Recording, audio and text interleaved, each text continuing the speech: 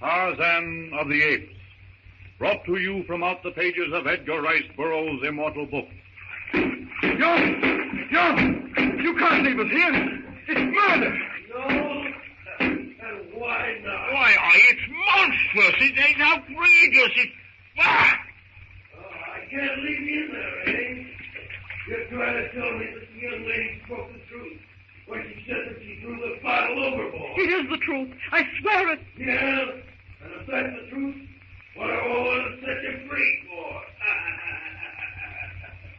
By the time Gates gets back with the plans, well, there won't be any waiting tongues left. If ever I get out of here, I'll kill you. Get out! Fat chance of that. This door is barred on this side. In 30 minutes. Oh, maybe a minute or two more. The water will be up to the deck plate. Get out! That's a good one. Oh, this is terrible. The water is up to the pipe I'm standing on now. No use wasting time and breath on these villains, Clayton. Come on. Get out of the water and climb out of this locker. At the rate this water is pouring in here, it won't take any half hour to drown us. No, Jane. You climb onto this higher pipe. See, I'll help you. There. And you, Professor, you'd better get on top of the gear. Yes. But what are you going to do, Clayton? I just can't stay still. I must do something. But there's nothing to be done, old man. The water's already 5 feet deep and... I'm not going to sit here and drown. I won't. I'll think of something. Oh, my dear chap, what can we do? It's all up with us. Even if we could break the door open, they'd shoot us like dogs. Look out. I nearly lost my balance. By Jove. I say, quickly, Jane. That pipe above you. Is it warm, hot? Oh, yes, burning. Then there's steam in it. Now, if only there are tools in the locker. What do you mean, Clayton? What are you... I'm no engineer, but I've heard that if you turn cold water into a hot boiler, the boiler blows up. Well, I don't understand. See, here. This pipe.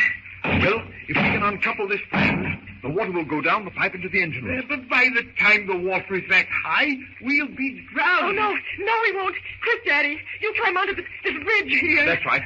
Hang on to that seam, flange, or whatever it is. And look here, if it's a choice between being blown up and being drowned, I'd just as soon be drowned. Yes, but don't forget, Professor. If we get blown up, so do Yount and his crew. I can't find much consolation in that. Not consolation, Professor, but threats.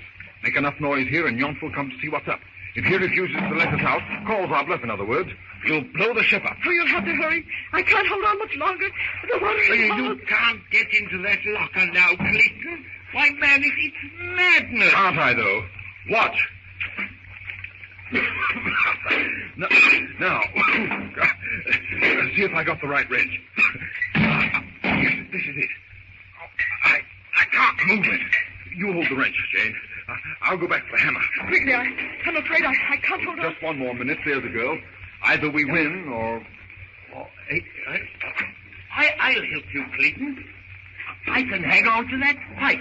You can't. You couldn't keep your head high enough. It'll be over our heads in a minute. Ready? Hold the wrench while I hit it.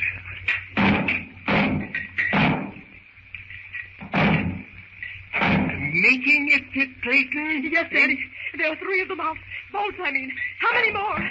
Just 2 more. And... Hey! What's going on in here? What are you doing all? Get Yount! Tell him if he doesn't open this door, we'll blow the ship up!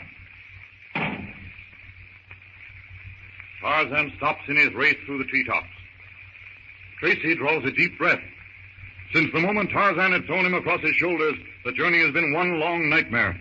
Every moment he's expected to be his last. Any second to find himself hurtling through space, down to the ground, 100 feet below.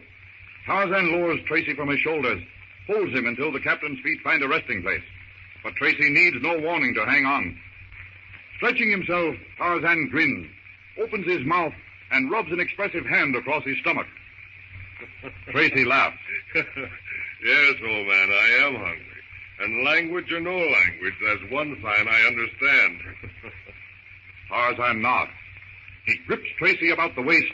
With the speed of a falling stone, like some burnished bronze missile, he drops from limb to limb. The speed almost sickens Tracy. He closes his eyes, only to open them again when he feels Tarzan shaking him, finds himself on solid ground. With a word and a sign, which Tracy takes to mean, stay here, Tarzan speeds into the undergrowth. He searches with keen eyes the moss-covered ground. His nostrils quiver. A sigh of satisfaction escapes him.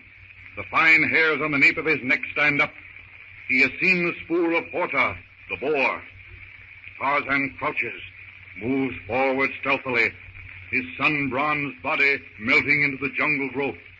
His feet fall on the tangled twigs and leaves with never a sound. There's a crackling of bush ahead. He brushes aside a giant fern leaf, looks into the clearing. There is his meal, Horta, the boar. And Horta has seen the ape-man. With a snarl, the beast lowers his head. Its piggish eyes glint evilly. The curled, foaming lips draw back viciously from the pointed tusks. His cloven hoofs paw the ground. The tough hide tightens as he tenses for the charge. Tarzan grips his knife. His muscles quiver, stand out like knotted cords against the gleaming skin, waiting for Horta to make the first move. Horta charges. The gleaming fangs, sharper by far than sabors, miss the ape-man's leg by a fraction of an inch. Like a flash, Tarzan drops on Horta's back. The brute stops, leaps forward. Tarzan hangs on. The boar weaves from one side to the other, digs its hoofs into the moss, lashes its tail. Then, a vicious swing of his head, tusks bared. One of them grazes Tarzan's leg. But it's the move that Tarzan's been waiting for. His arm raises and falls. He plunges his knife into the brute's neck. A scream of pain. Horta raises on his haunches, throws himself on his back, rolls over.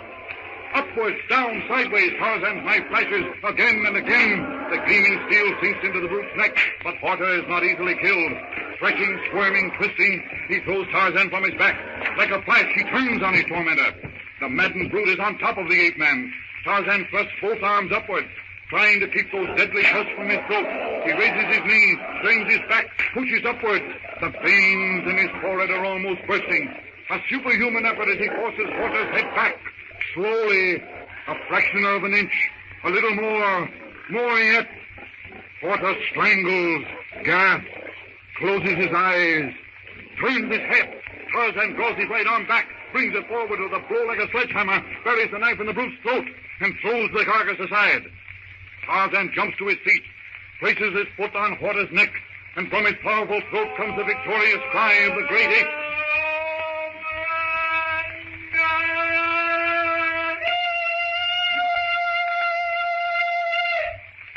The jungle for miles around is quiet. Even Numa stirs uneasily at Tarzan's call. Suddenly, Tarzan hears a call the jungle has never heard before. Tarzan stops. The sound comes from the place he'd left Tracy. Leaping like a panther, he bounds across the clearing. Heedless of noise, he sweeps aside branch and vine that bar his path and bursts into the open. The crying is weaker. Tracy, searching for water, has wandered away from the spot where Tarzan left him. He's trapped in the quicksand. His arms rest like flails. His fingers clench and unclench, grasping, striking, clawing, reaching for nothing in an agony of despair. Tarzan gestures to him to be still. In his frenzy, Tracy pays no attention. The sand is up to his middle. He feels it sucking, pulling, drawing him down. Tarzan reaches the edge of the sand trap, throws himself on the ground. Stretching his arms to Tracy, his toes press themselves into the sand. Tracy gasps, reaching for the ape-man's hands. Their hands touch. Tarzan eases himself forward. The soft, squelchy sand gives under his chest. He braces himself. His sinews crack under the pulling, tearing strain. His breath whistles through his teeth. He pulls harder. Tracy, his feet held fast by the treacherous sand, grows panicky, writhes, twists. He struggles harder, sinks deeper into the quagmire. Tarzan's breath comes in gasps. Lungs are at the bursting point. His chest heaves with a strain. Tracy struggles, drawing closer, deeper, farther into the bottomless sand.